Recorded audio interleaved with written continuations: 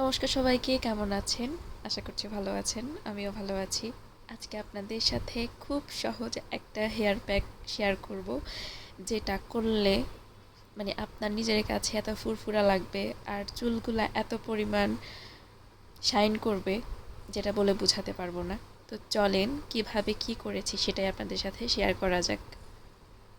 প্রথমেই দেখতে পেরেছেন আমি এখানে ভাতের চাল পরিষ্কার করছি। আমরা তো প্রতিদিনই ভাত রান্না করি।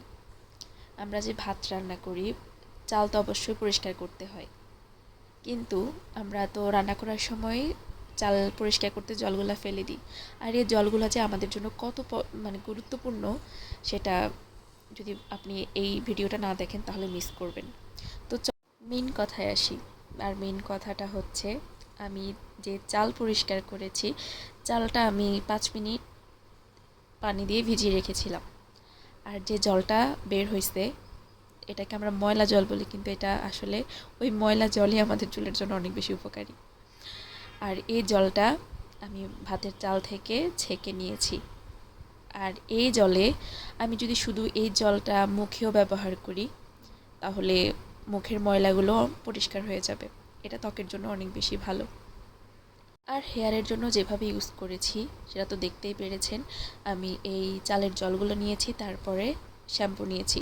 শ্যাম্পু আমি 2টা নিয়েছি, আর এই চালের জল আমি একটা ইউজ করেছি, আর একটা যখন স্নান করতে যাব তখন শ্যাম্পু দিয়ে চুলগুলো ওয়াশ করে নিব। তো এরপর আমি যতক্ষণ না এই চালের জলে ফেনা হচ্ছিল ততক্ষণই একটা চামচের সাহায্যে নেড়ে নিয়েছি। এরপর যখন ফেনা হয়েছিল, আমার সবগুলো চুলে সুন্দরভাবে অ্যাপ্লাই করেছি। আর অ্যাপ্লাই করার পর সুন্দরভাবে 5 মিনিট আমি চুলের গোড়ায় ম্যাসেজ করে নিলাম, যাতে করে সুন্দরভাবে হেয়ার প্যাকটা চুলের গোড়ায় প্রবেশ করে। আর এরপর আমি 10 মিনিট পর পুরো মাথায় শ্যাম্পু করে নিলাম।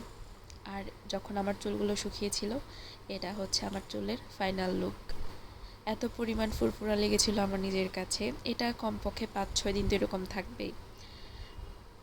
আমি যদি সপ্তাহে 2 দিন এরকম ব্যবহার করি, তাহলে আমার চুলে জট পাকাবে না, আর চুলও খুব কম পড়বে, যেটা আমার ক্ষেত্রে হয়।